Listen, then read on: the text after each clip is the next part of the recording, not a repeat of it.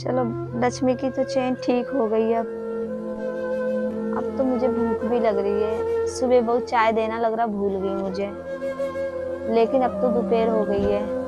बहू ने अभी तक मुझे खाना नहीं दिया और किचन में भी मुझे कुछ खाना दिखाई नहीं दिया जो कि मैं ले लेती। और 2:30 बज गए हैं। पता नहीं आज बहू मुझे खाना देना लग रहा भूल गई है। चलो मैं बहू को देख के आती हूँ क्या कर रही है। खाना की बोल दूँ, हो सकता भूल गई हो, क्या पता तबीयत खराब हो। चलो मैं एक बार देख के आती हूँ। अरे राम, अब तो उठा भी नहीं जाता, बैठा भी नहीं जाता। बहू बहू, बेटा क्या कर रही हो? जी मम्मी जी, क्यों बुला रहे हो? क्या हो गया? बेटा सुबह चाय नहीं दी, मुझे लग रहा तुम भूल गई। तबीयत सही है बाबू तुम्हारी? बेटा मुझे भूख लग रही है, 2:30 बज गए। तो मैं किचन में गई थी, किचन में मुझे कुछ दिखाई नहीं दिया खाने पीने का। अब भूख सी लग रही, बेटा खाना दे देती मुझे। अरे आप भी ना मुझे चैन से थोड़ी देर बैठने नहीं देते हैं। तो क्या हो गया, आपको सुबह चाय नहीं मिली तो कोई आफत आ गई? तो मैंने अपने लायक बना के पी ली, आपके बेटे को बना के दे दिया, कम है कोई? तो मम्मी जी चीनी वीनी इतनी फालतू नहीं आती है ना, बार बार चाय बनेगी। वह खाना भी नहीं खाए 2:30 बजे, कोई आफत तो नहीं आ गई? अगर एक टाइम चाय एक टाइम खाना नहीं खाओगे तो कोई आफत नहीं आ जाएगी।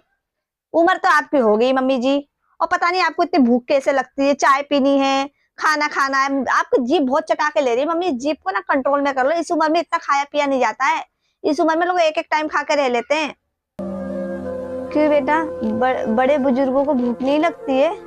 उनके पेट नहीं होते हैं बेटा, जैसे आप लोग को भूख लगती है हमें भी तो भूख लगती है। कि बहू आने के बाद हमारा सारे खाने पीने के शौक खत्म हो जाते हैं। हमारी जीभ भी वही रहती है, शरीर भी वही रहता है, बस थोड़ी उम्र ही तो हो जाती है। ये तो तुम्हारे साथ भी होगा बेटा।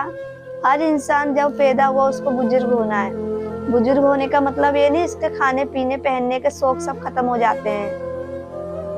चलो मानते हैं फैशन में वो कमी कर देगा, लेकिन खाने पीने में तो कमी नहीं होगी ना। वो तो पेट है ना बेटा, मन तो करता ही है, जीभ है, पेट है। पता नहीं कितनी भूख लगती है मम्मी जी।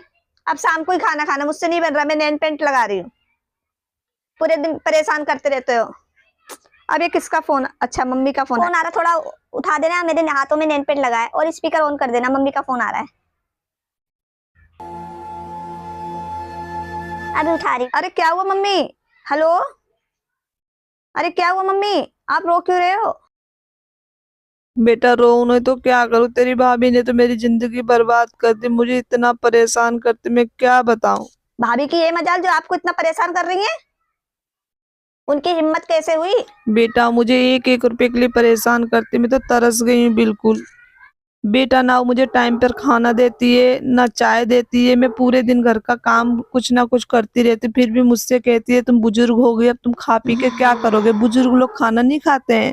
मुझसे कहते तुम्हारी जीभ बहुत चटा के ले रही, मैं क्या करूं बेटा बताओ। वो घर की बहू है, उन्हें देख रेख अपनी सास की करनी चाहिए। और काहे के लिए बेटों की शादी करी जाती है कि बहू अपनी माँ सास की देख रेख कर सके? सास माँ समान होती है।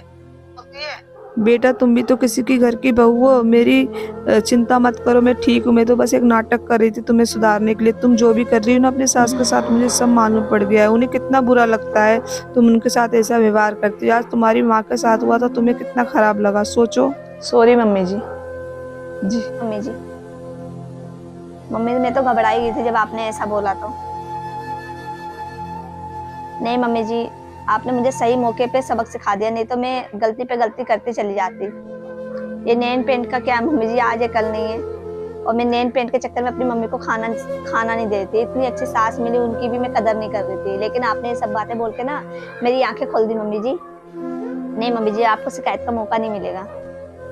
मम्मी जी मुझे माफ कर देना प्लीज। मम्मी जी मुझे माफ कर देना। आज मेरी माँ मुझे नई सबक सिखाती ना तो मुझे अकल कभी नहीं आती, मैं गलती पे गलती करते चली जाती। आज मेरी माँ के साथ जो हुआ, मेरी माँ ने भले ही नाटक किया, लेकिन मेरी माँ ने जो बोला ना मुझे बहुत बुरा लगा कि मेरी माँ के साथ ऐसा हो रहा है, और यही चीज मैं आपके साथ कर रही थी।